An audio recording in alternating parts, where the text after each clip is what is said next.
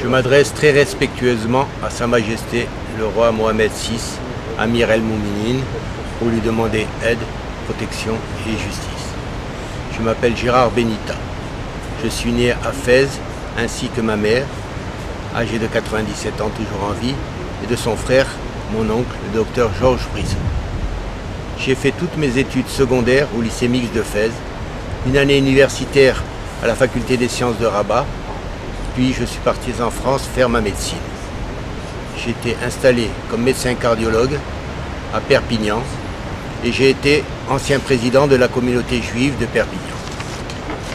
Je suis l'unique héritier de mon oncle et de ma tante qui n'avaient pas d'enfants, par testament holographe déposé en 2004 au consulat général de France à Casablanca.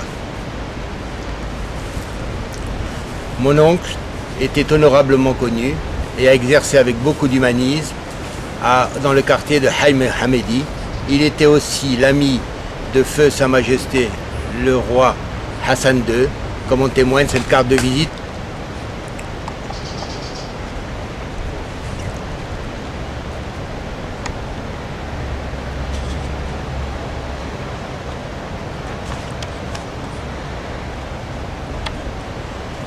Au décès de ma tante, survenu le 1er septembre 2007, je suis arrivé le 2 septembre pour m'occuper des obsèques de ma tante.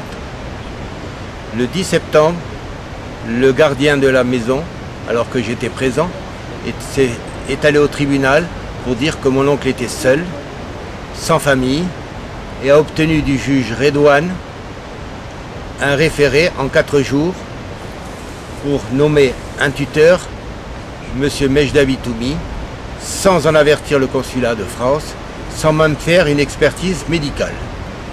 Et à partir de ce jour, il m'a été plus possible de rentrer à la maison pour voir mon oncle. Il fallait que je demande une autorisation au consulat de France qui téléphonait au tribunal de première instance pour pouvoir venir voir mon oncle. Au décès de mon oncle, survenu le 16 juin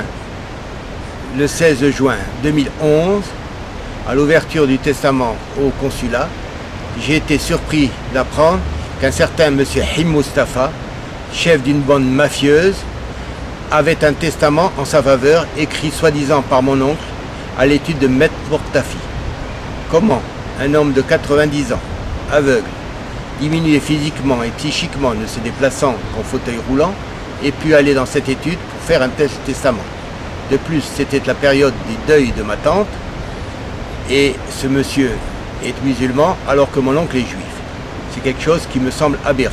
J'ai découvert que la villa avait été volée avec des faux papiers et une signature et une imitation grossière de la signature de ma tante. Cette villa a été revendue aussitôt à monsieur Lardeish Belzakem avec une procuration de monsieur Him Mustafa.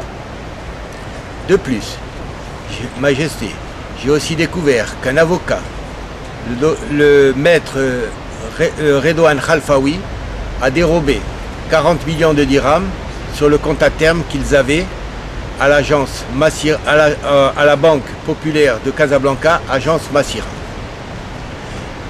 À la maison, tous les coffres ont été vidés. Ils avaient un coffre à la Société Générale qui a aussi été de bijoux qui a été aussi vidé. Majesté, Monsieur Him Mustafa, fort de son faux testament, le nommant héritier de mon oncle, s'est permis d'aller demander au tribunal de première instance l'argent qui restait à la caisse, l'argent de mon oncle, le docteur Georges Brissot, à la caisse du tribunal, ainsi que mon expulsion. Les juges Redouane et Khlifi, qui ont jugé contre moi en première instance, se retrouvent dans les mêmes dossiers en appel. Ceci est antidéontologique. J'en ai fait part au premier président de la Cour d'appel. Depuis janvier 2012, tous les dossiers à la Cour d'appel de Casablanca ont été transférés chez monsieur le procureur Matar au tribunal de première instance d'Aïn Seba.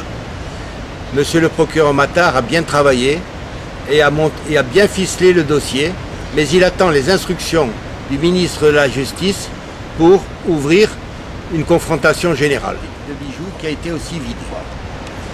Cette bande mafieuse est aussi impliquée dans de nombreux autres cas de spoliation de biens immobiliers appartenant à des Marocains et à des étrangers.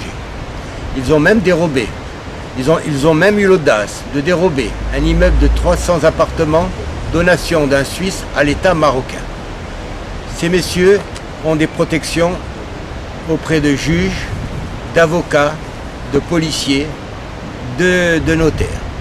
Comment pouvoir les arrêter? Je ne sais pas. C'est pour ça, Majesté, que je vous demande votre aide, votre protection et de me rendre justice. Je suis né au Maroc et je désire finir mes jours au Maroc. Bomba.